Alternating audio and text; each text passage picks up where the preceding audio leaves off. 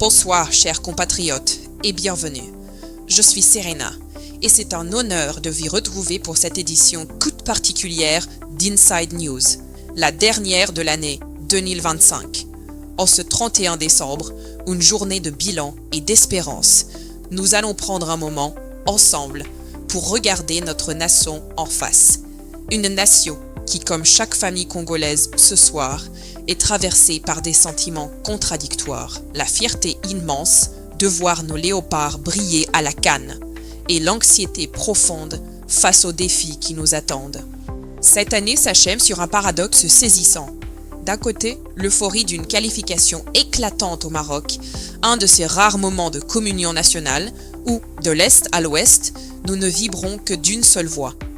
De l'autre, le bruit assourdissant des débats autour des accords de Washington et le silence tragique de la crise sécuritaire qui n'en finit pas de meurtrir nos terres, particulièrement à l'Est. Ce soir, notre journal n'a d'autre ambition que de vous offrir les clés pour comprendre ces réalités complexes avec lucidité et sans complaisance. Au cœur de cette édition, 3 dossiers majeurs qui engagent notre avenir collectif, 3 questions qui résonnent bien au-delà de nos frontières. Les accords de Washington, d'abord. Le gouvernement, par la voix du vice-premier ministre de l'économie, nous assure d'un partenariat historique. L'opposant Martin Fayulu, lui, sonne l'alarme et dénonce une manœuvre opaque. Alors, s'agit-il d'une reconquête de souveraineté ou d'un bradage de nos ressources sous le regard de Washington?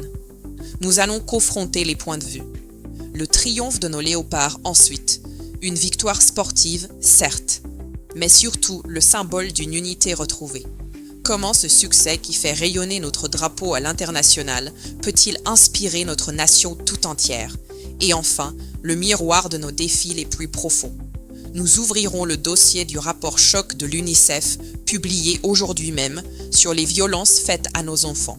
Un cri d'alarme que nous ne pouvons plus ignorer. Voilà pour les titres. Bienvenue dans Inside News RDC. Nous ouvrons ce journal avec le dossier qui a polarisé le débat public en cette fin d'année 2025. Les accords de Washington. Signés dans les salons feutrés de la capitale américaine, ces textes sont présentés par Kinshasa comme un tournant majeur, une promesse de paix garantie par la première puissance mondiale en échange d'un partenariat économique stratégique.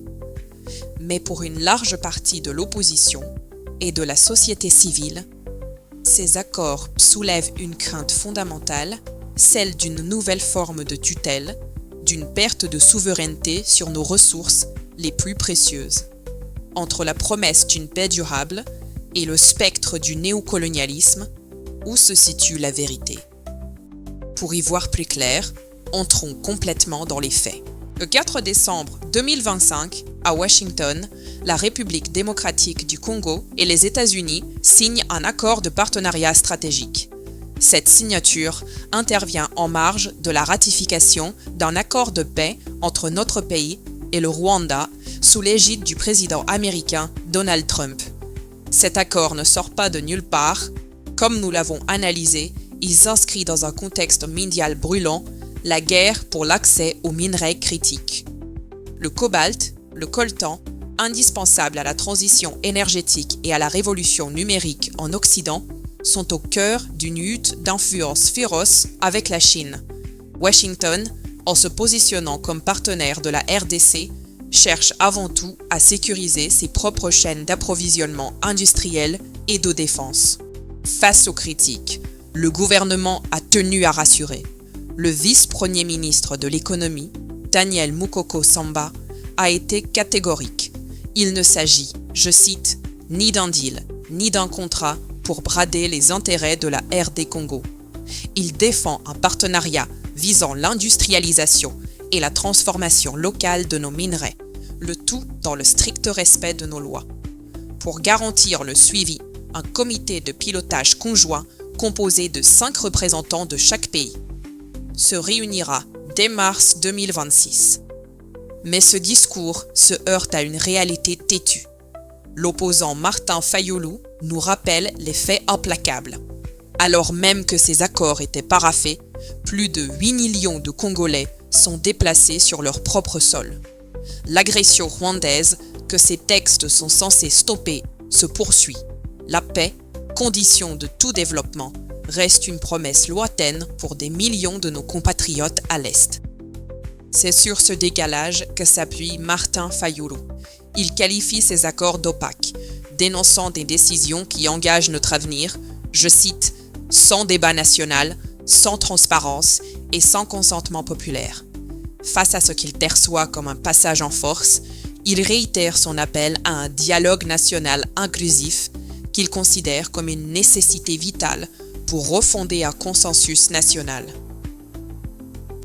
Concrètement, cet accord promet des investissements dans des projets comme le barrage de Grand Inga ou le corridor de Lobito. Mais notre analyse approfondie des textes révèle des mécanismes bien précis. Il instaure une réserve d'actifs stratégiques, une liste de nos gisements miniers sur lesquels les entreprises américaines auront un droit de première offre exclusif. Il prévoit aussi une dilution forcée des participations chinoises dans les projets miniers sur une période de 20 ans.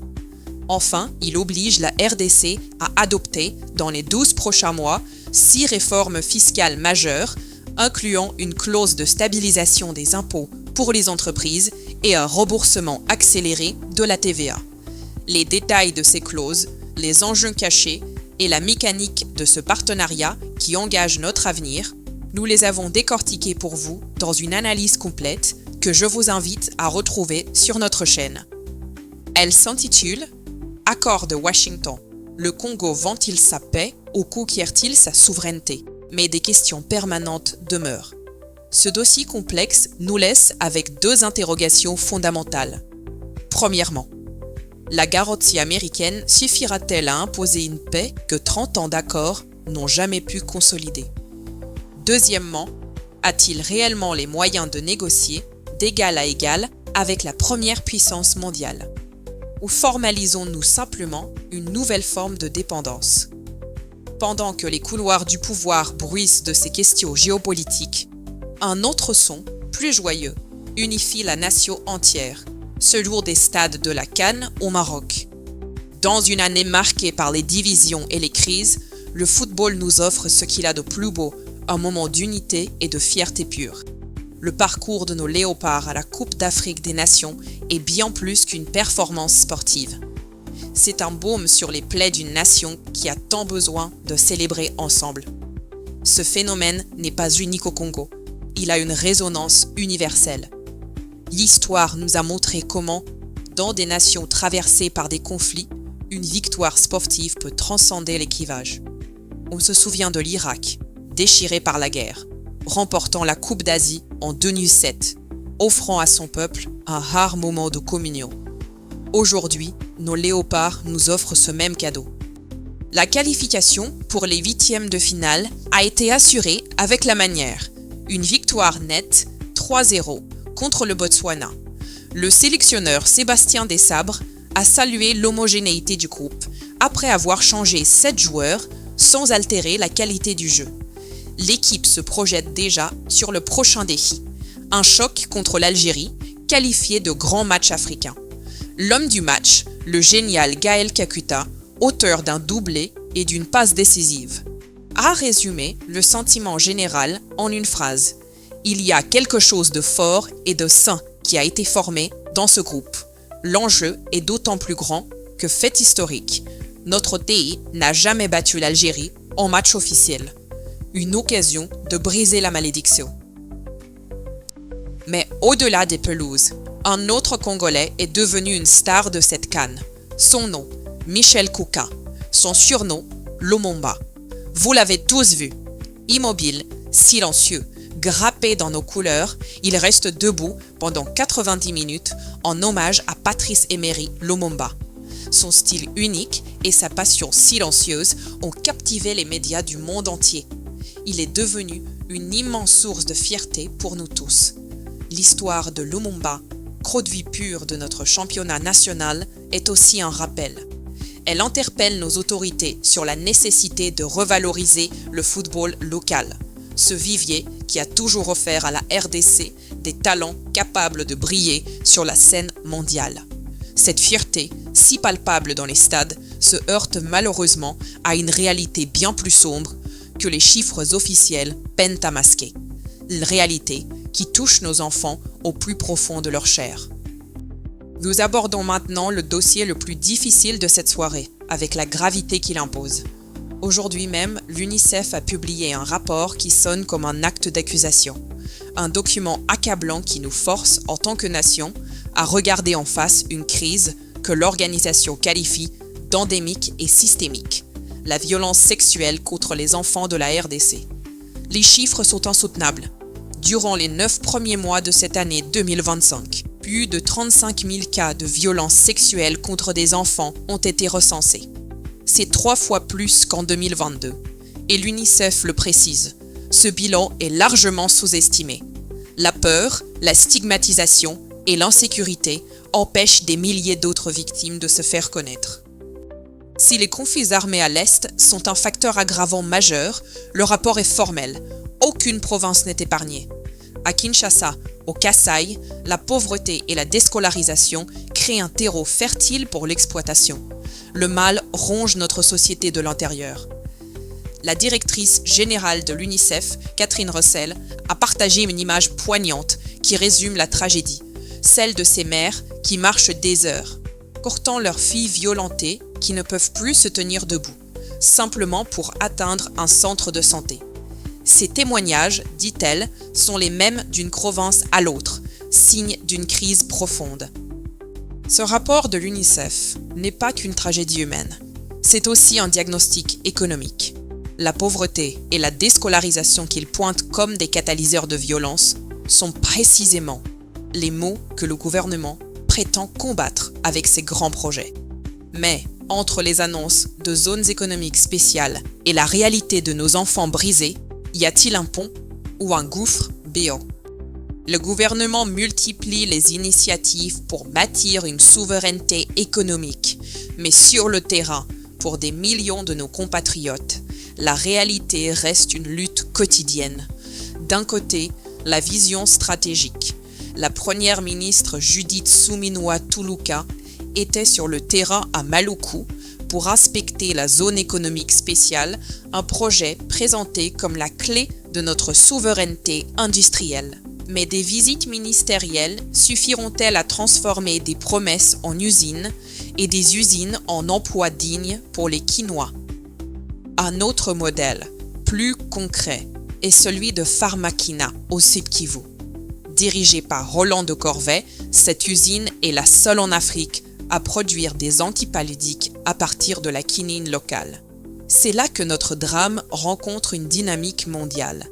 Notre pays produit 80% de la quinine mondiale, mais nous importons 90% de nos médicaments. Ce paradoxe est celui de tout un continent, qui, selon les experts, apporte entre 70 et 90% de ses produits pharmaceutiques. Alors que les pandémies récentes ont révélé les failles des chaînes d'approvisionnement mondiales et que l'OMS plaide pour une production locale de médicaments essentiels, des projets comme Pharmakina ne sont plus une simple bonne idée. Ils deviennent une nécessité stratégique, basée sur un investissement à impact qui privilégie les emplois locaux à la charité. Ils prouvent qu'une autre voie est possible. Mais de l'autre côté, il y a la réalité vécue. À Goma, l'ambiance des fêtes est visible dans les marchés. Mais cet engouement cache une vérité amère. La clientèle est faible. Des vendeuses comme Francine Wenyemali et Evelyne Mousmakweyi témoignent. Malgré la baisse des prix, les ventes ne décollent pas. La raison ? Une faible circulation de la monnaie, conséquence de la crise sécuritaire. Un fossé immense sépare les plans macroéconomiques des difficultés du panier de la ménagère. Cette lutte pour la souveraineté économique se joue aussi sur le front sécuritaire, où chaque jour, nos compatriotes paient le prix de l'instabilité. L'insécurité reste une plaie ouverte sur le corps de notre nation, mettant chaque jour à l'épreuve la capacité de l'État à protéger ses citoyens. Et parfois, la menace vient de ceux qui sont censés assurer cette protection. À l'Est, la violence est endémique. À Rutshuru, dans la zone de Ntamugenga sous contrôle du M23, 2 civils ont été grièvement blessés lors d'une fusillade. Dans le sud Kivu, la situation est particulièrement alarmante. À Fizi, des militaires des unités FARDC, Guépard et Ibo, accompagnés de leurs alliés Wazalendo, ont perpétré des actes de pillage dans la cité de Makobola. Le centre de santé Yamba a été saccagé. Selon les témoignages locaux, des biens ont été volés, des portes de maisons forcées. Pire encore, des femmes ont été contraintes de transporter le butin avant d'être violées. Ces actes, commis par nos propres forces, sont une trahison intolérable. À Calais, le meurtre d'un habitant par un élément Wazalendo a provoqué de vives tensions. Toujours au sud Kivu, la société civile s'inquiète pour le journaliste Honor Safari qui serait, selon elle, détenu par les services de renseignement du M23 à Bukavu. Une affirmation qui soulève des questions, tant la ville n'est pas sous contrôle du mouvement rebelle, mais qui témoigne de la pression sur la presse dans la région. À l'ouest du pays, la situation n'est guère meilleure. Le capitaine Anthony Mwalushayi, porte-parole de l'armée, a rapporté que des groupes de miliciens Mobondo exigeraient plus de 500 000 $ pour se rendre, une demande que l'armée qualifie de caprice et qu'elle refuse. Il ajoute un détail qui en dit long sur la sincérité de ces redditions. Les miliciens qui se sont déjà présentés l'ont fait les mains vides, sans remettre une seule arme, un fait qu'il qualifie de premier signe qui ne ment pas. Le tableau est sombre et il rappelle l'urgence de restaurer l'autorité et la discipline au sein de nos forces de sécurité. Passons maintenant à un tour d'horizon plus rapide de l'actualité de ce 31 décembre. Au Kasaï oriental, une excellente nouvelle pour les habitants de Mbuji-Mayi.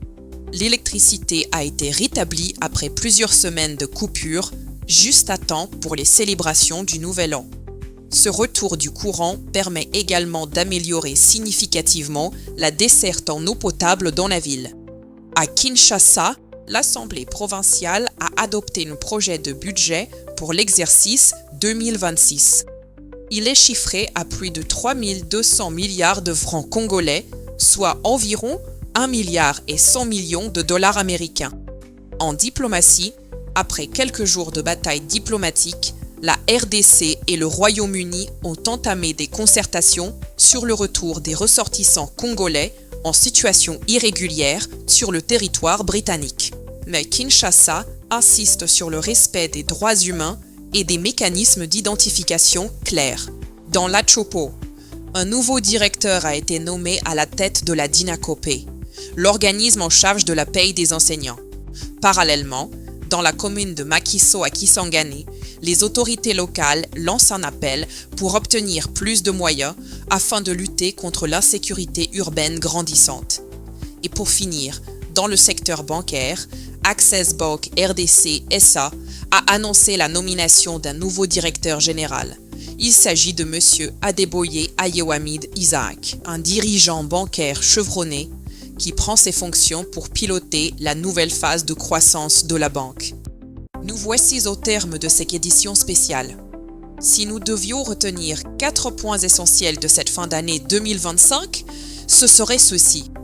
Le débat national intense et nécessaire sur les accords de Washington qui engagent notre souveraineté pour des décennies.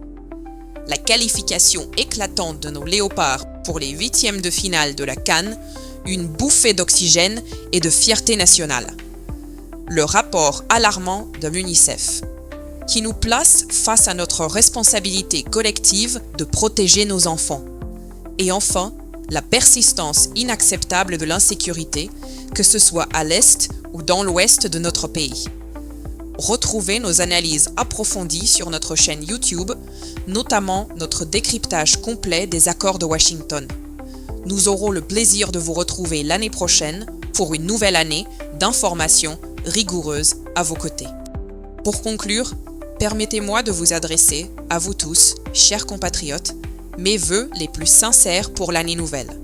À vous qui êtes à Kinshasa, à Goma, à Lubumbashi, dans les villages les plus reculés de nos provinces. À vous de la diaspora, dont le cœur bat au rythme du pays. À nos forces de défense qui veillent aux frontières et à nos familles qui luttent chaque jour avec courage. Que 2026 soit une année de paix, une paix véritable, celle qui permet de cultiver son champ sans peur, d'envoyer ses enfants à l'école sans angoisse. Que ce soit une année de justice, où l'impunité recule enfin, une année de santé et de prospérité, où le fruit de notre travail profite enfin à tous. Et par-dessus tout, que ce soit l'année du réveil de notre conscience nationale, l'année où nous décidons, unis, de rebâtir notre maison commune sur le socle de la dignité. Soyez bénis et bonne et heureuse année 2026. C'était Serena pour Inside News RD. Bonne continuation et bonne fête en famille.